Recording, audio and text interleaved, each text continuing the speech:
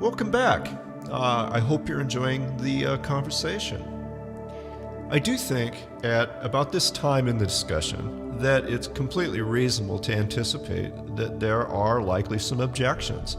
I am sure that there's somebody out there who would love to ask me just how it is that I think I know what reality is.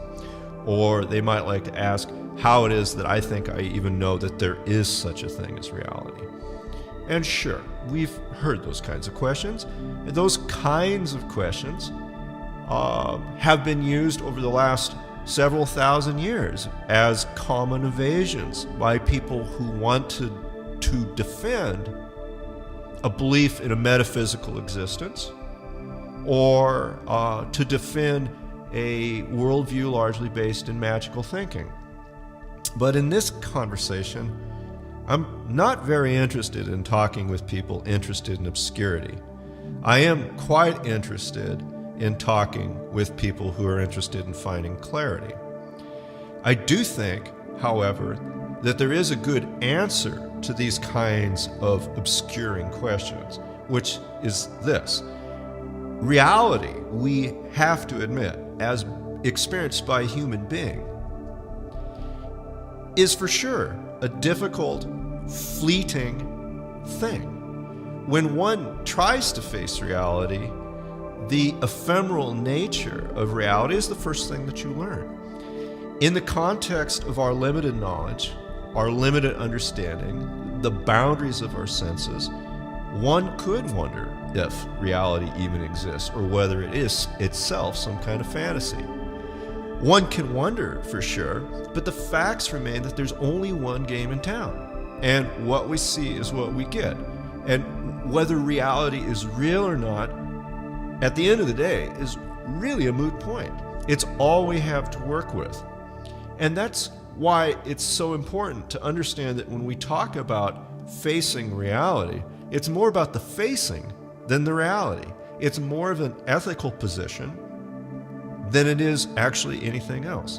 It's a deliberate posture to be as aligned as much as possible with the experiences of life as best one can be, with as much integrity and authenticity as one can manage, knowing all the while, even the best of us will only achieve it as an approximation. The fact that knowledge of the real is always imperfect isn't a reason to give up and retreat into the world of fantasy and preference.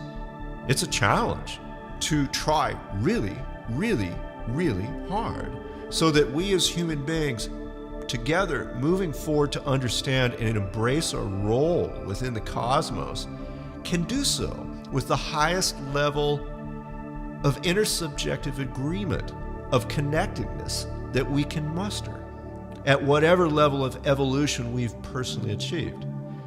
I mean, as I see it, to embrace reality successfully requires three main attributes: courage, objectivity, and discipline. And unfortunately, it's those three things, it seems to me, that modern society really lacks.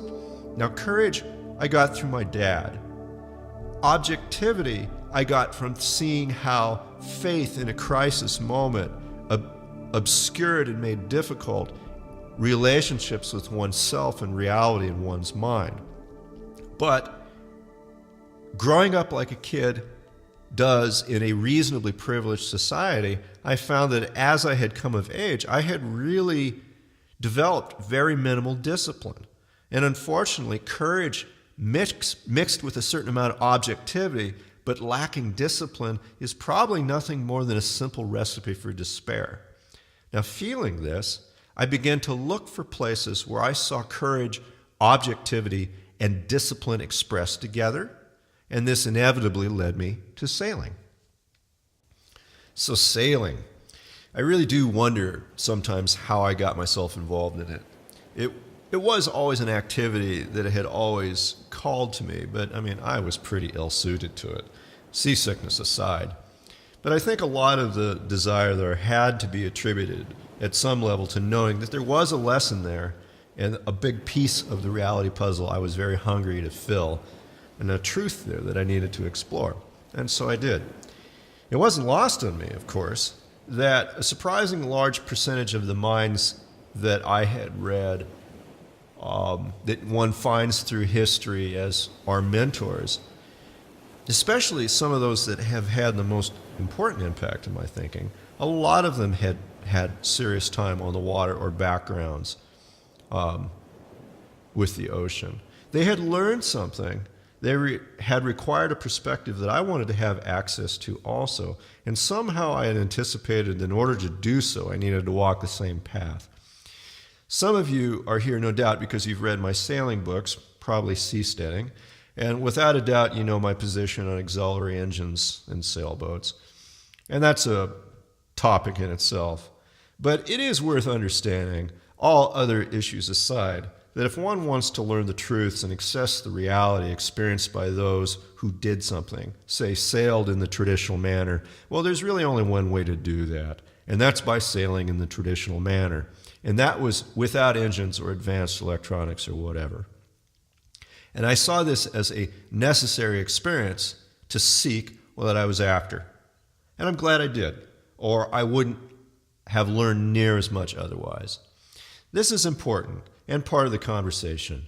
One really does have to ask, do I want to do such a thing, or do I want to have appeared to have done such a thing? Do I really want to do such a thing, or do I want to access the rewards for having been perceived as doing such a thing? And I think it's a bit of an aside, but it's important to ask that question very seriously. If you really do want the real deal, nothing else is going to suffice. And it's also important to realize that a lot of us really, really don't want the real deal a lot of the time. As we're learning, reality is an acquired taste. It takes some time. So here's what I feel I basically learned from sailing, or perhaps let me share the perspective I think I earned, as it's good to differentiate from knowledge that can be learned and that must be earned. And in the context of this conversation, I think we're largely talking about the latter. The primary insight I learned is this: the sea, or the universe for that matter, is a big place. It is what it is, and it is only what it is. It is, as well, utterly indifferent to what you and I, what we might wish it to be. The primary skill of seafaring is to understand this reality and to act with bold confidence within the realm of what the oceans allow, and with absolute deference to what they prohibit. In essence, to know and to be capable in deciding what can and cannot be achieved, this is the perspective that creates calm, heroic presence we associate with sea captains of years past. With other traditions as well, but few others match the demands of the seafarer.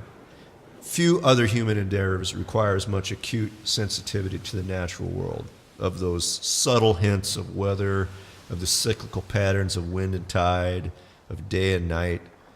Few other human endeavors require as much in terms of abstract technical expertise, of the usage of instruments and of mathematics.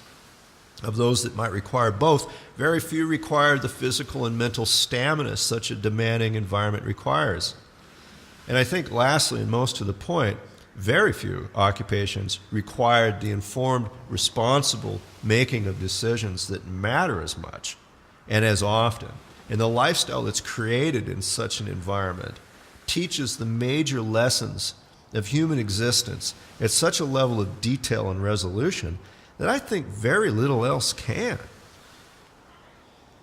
So this is key to my perspective. As I became more proficient in my relationship with sailing,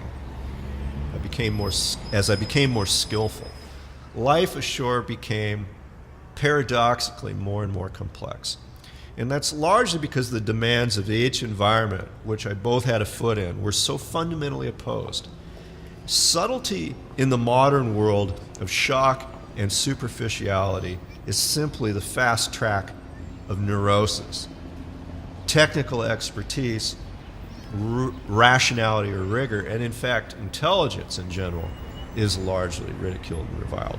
While physical health is important, It's largely a matter of fashion rather than a requirement of life, and it seems to carry with it a lot of times the general malaise that fashion always does. Lastly, and I would say most difficult, life ashore seemed, in contrast to my life at sea, utterly devoid of a sense of responsibility, or of stewardship, or of integrity. And as a result, also devoid, in a lot of cases, of purpose and meaning. Now, this isn't to say that landlubbers or people in a modern society are bad somehow, not at all. It is simply that they, like anyone, like people in any modern society, where evading reality is a ubiquitous luxury, they, just like anyone else would, reflect their environment. And in the last 50 years in the Western world, with its unprecedented wealth and growth, most of us have lived very coddled lives. Few of us have ever had to make a decision that in any meaningful sense actually mattered much. Certainly not the kinds of decisions like whether to head for harbor in a rising wind or perhaps retreat back to sea. Few of us have any skill that matters. Certainly not the kinds of skills like setting anchors under sail or working fixes in the middle of the night at the chart table in difficult conditions. Few of us, as well, largely due to the simple lack of practice, have much that resembles anything we'd call courage. And without courage, there's very little conviction or commitment or probably honesty either. Look, I'm hardly telling anyone anything that they don't know here. We all understand this to be true, but we've probably not really considered why. That's the perspective. We certainly do understand the presence of the lack, which is why there's such a craze in various exercises, getting in touch with oneself and connected to the universe, invariably nicely packaged with a sugar coating admitting the flavor of personal responsibility. Convenient packages sold to us claiming that one finds the meaning of life through hiding from what life means. Ultimately, making the choice to allow reality to assert itself, I couldn't hide any longer. You might find it interesting that the perspective I learned through sailing inevitably led me away from it. The relationship that I had been forced to build with the natural world had given me a very first-hand and very personal and intimate knowledge of the changes that were occurring in our atmosphere. And the relationship that I had been forced to acquire with my own intellect demanded I would take a more proactive stance towards the unfolding ecological crisis. And while ecological concerns had been me for many years, the urgency of this moment demanded much more. My seasteading lifestyle was an elegant and low-impact manner of making a way in the world, but it afforded very little opportunity to work for a positive good. So I sold the boat, and I bought property on the Big Island of Hawaii to move towards a lifestyle of more effective stewardship. And that's the subject of the next episode.